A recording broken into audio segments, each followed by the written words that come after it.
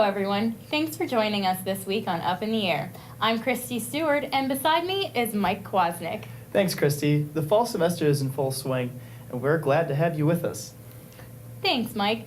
We have a lot to talk about this week, including stories on superglacial lakes, debunking myths of chemtrails, and birds dying spontaneously. Wow. We also have a feature on sea level rise and extreme weather events. Wow, that's right. And as always, Casey will be stopping by later at the Climate Wall with details on the weather we can expect for late September. We'll have all that and more in just a bit, but first, here's Update in the Air.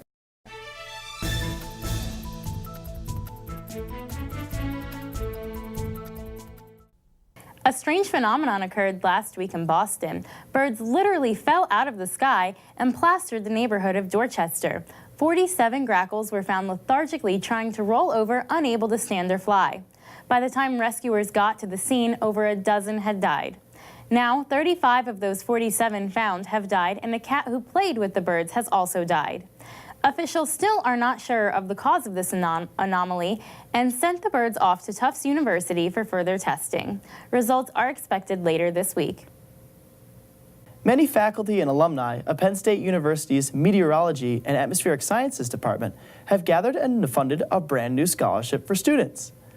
The scholarship, named the Meteorology Alumni and Faculty Trustee Scholarship, is still accepting donations to the fund, and up until December 1st, 2016, the university will match 5% of all donations.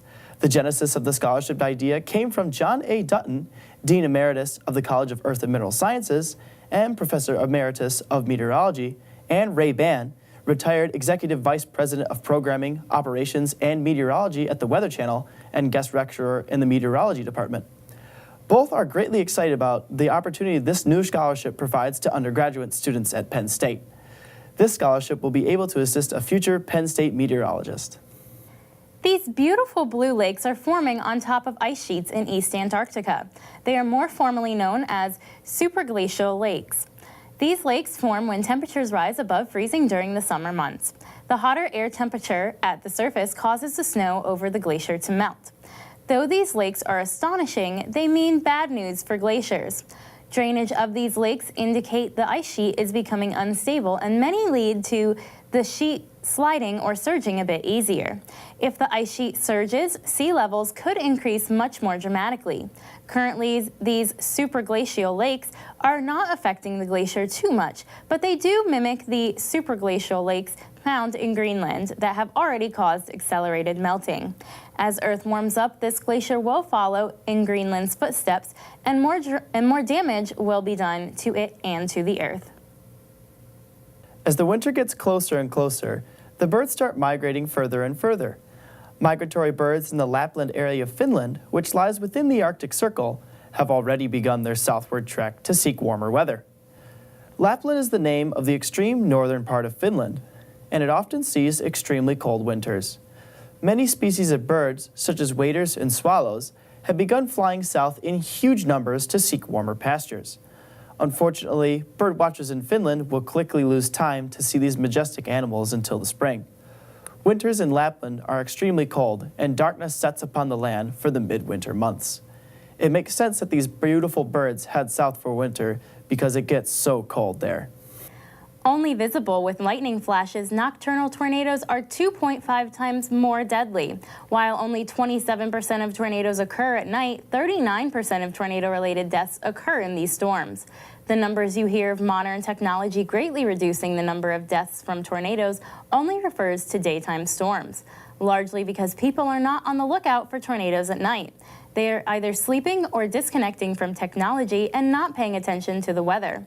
The best way to stay alert overnight is to set your radio to sound an alarm when a tornado warning is issued and keep your phone weather alerts on 24/7.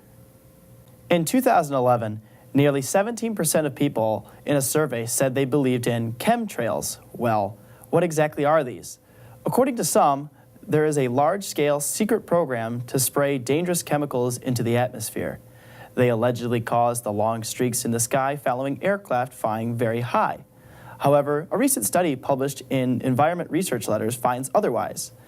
The study surveyed 77 scientists that included atmospheric chemists and geophysicists and an overwhelming majority do not believe in the chemtrail myth. The study also seeks to educate those about the chemtrail myth. We'll be back in a moment with more. Thanks for tuning back in. We now have a special feature on sea level rise and extreme weather. Extreme weather events are becoming more prevalent day to day, and the intensity of these events is also increasing. With climate change at the forefront of some people's minds, the question about whether these two events are related often comes up. Although a direct cause and effect relationship cannot be explicitly defined, there are certain events that would have intensified effects and occur more frequently. Specific events such as hurricanes, heat waves, drought, wildfires, floods, and winter weather can all be affected by climate change. Warmer ocean temperatures increase the energy encapsulated in the water, which allows for hurricanes to be fueled faster and increase the intensity. Intensity and frequency are two different sides of the relationship between climate change and extreme weather events. But if the climate keeps warming up, the frequency of hurricanes will also increase. Higher wind speeds, increased amounts of precipitation, and a larger storm surge could all be strengthened with a warmer climate. Although it seems counterintuitive to say warmer climate intensifies snowstorms, that has been the case multiple times. With warmer water temperatures and colder air temperatures sweeping across the ocean, it picks up the moisture from the ocean and falls as snow across the land. With a larger difference between air and ocean temperatures, it helps to intensify precipitation amounts. The National Research Council stated that projections point to dry areas expected to get even drier and wet areas to get even wetter. Instead of asking whether or not climate change causes these extreme weather events, it might be better to pose the question as to was that weather event influenced by climate change? For Up in the Air, I'm Casey Lahecka. The ocean possesses immense power that cannot be underestimated.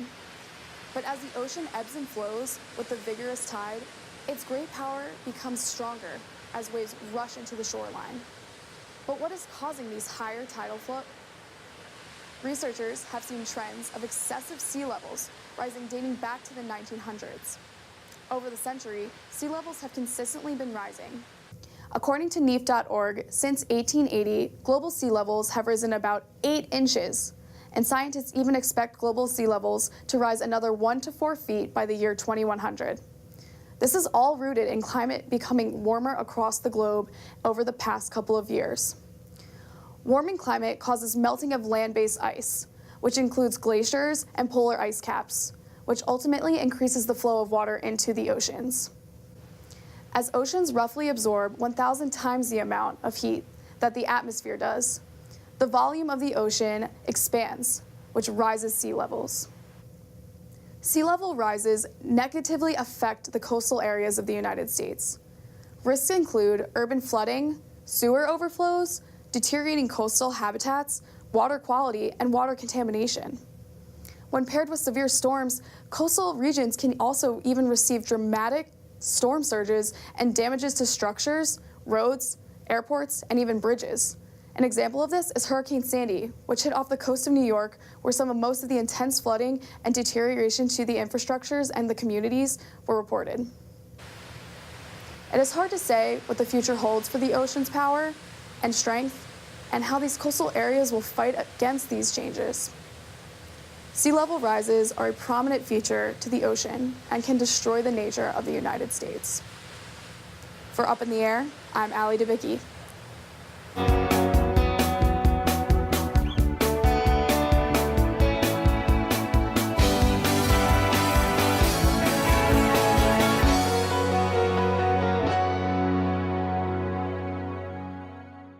Welcome back to the show. We're already about halfway through September, but now it's time to head to the climate wall with Casey Herman.